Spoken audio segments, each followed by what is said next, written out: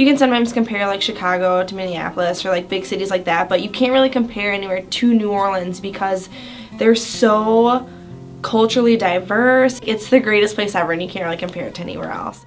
New Orleans has such a jazz-infested culture, and they have a French ancestry, and they have Cajuns, and it's such a diverse melting pot, I guess. I went to New Orleans my freshman year, the spring of my freshman year, spring break, and it was an alternative spring break trip, so we volunteered down there. We would volunteer from like 6 a.m. or something like that in the morning till about noon, I think, if I remember right, and then the afternoon we would go exploring. I'm going with alternative spring break.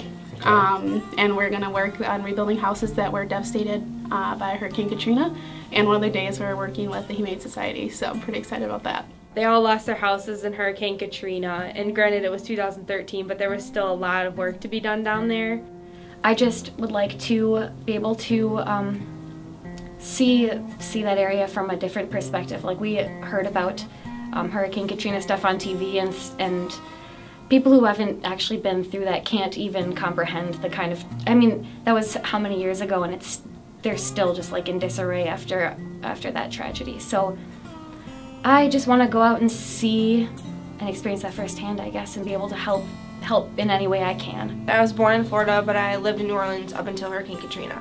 So my family evacuated to Pensacola, Florida, which is where I was born, and then we were hoping to only stay there for 2 days because we'd evacuated numerous times before.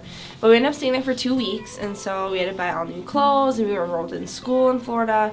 And so my 6th grade year, I actually went to school in 3 different states. I went to Louisiana, Florida, and Wisconsin, so that was kind of a crazy year for middle school. And then we came back. It took us 7 hours to get home. Usually it takes 4, but because we had to go around New Orleans, it took much longer, obviously. And we got back, we packed up all that we could in one day, and then we drove to Wisconsin in one day. It was crazy. For being at such a young age, it was eye-opening in a sense that I didn't really realize the disaster and the amount of people that it struck on such a large scale. So I think that was kind of an eye-opener to see such a massive heartache of so many people all over the world who are experiencing this, not just the, you know, victims of New Orleans. So I think that was a big eye-opener. You'd be walking down a road and there'd be these huge, like, gorgeous houses, and then literally the next road there'd be houses ripped to shreds, and there'd be like graffiti everywhere, there'd be just damage done to this house, boards everywhere, or like boards kind of up because like people would knock them down to live there. So I mean, it was just, things were in shambles. There was actually one man, his name was Marty, so he came and talked to us and said that he lost his whole house. He was on the 1st level, he just bought this new bachelor pad, furnished it completely, and then Hurricane Katrina hit and he lost all of it.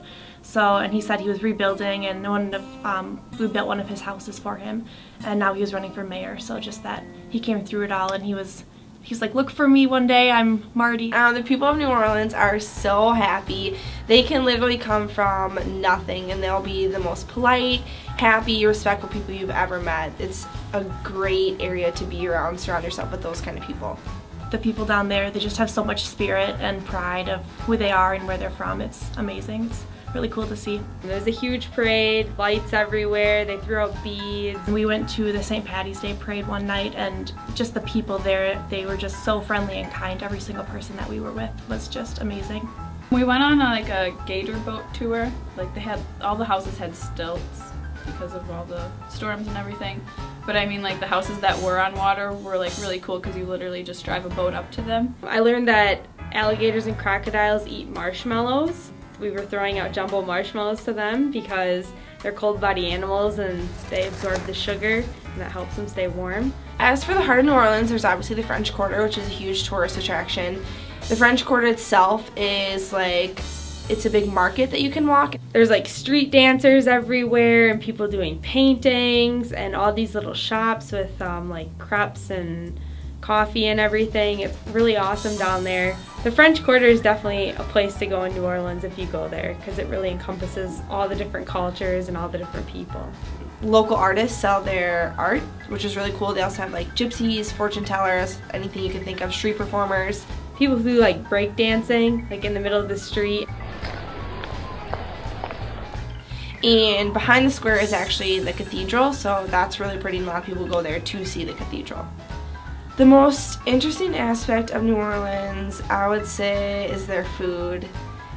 You can't get their food anywhere else but New Orleans, and if you do get it somewhere else, it's not as good. I'm a very picky eater, so they had like jambalaya, and po' boys were a huge thing. So we had, the first night there, we went to a restaurant and everyone had alligator po' boys. I'm pretty sure it was on like every single menu we had. I mean, it's kind of like their chicken. There's really not much of a difference, to be honest. Like, it tasted great.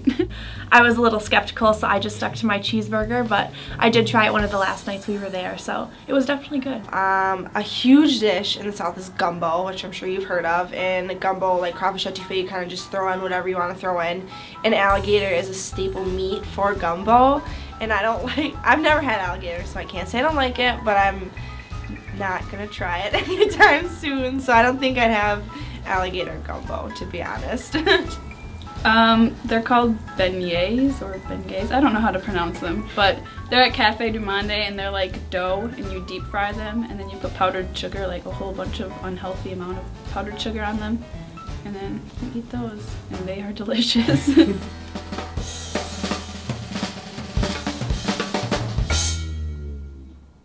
Apply for alternative spring break because it's going to be an experience of a lifetime no matter where you go. You'll make so many new friends. Like, I still, like, my best friends here at Oshkosh are the ones I met in New Orleans. It's definitely worth your time. It's a really rewarding experience to help someone else, so just getting that experience is eye-opening. If you're looking for an experience, ASB is what you want. Even if you've gone somewhere that you've gone before, the fact that you're volunteering and giving your time to something else is going to be a commitment and an experience that you're probably not ever going to get again.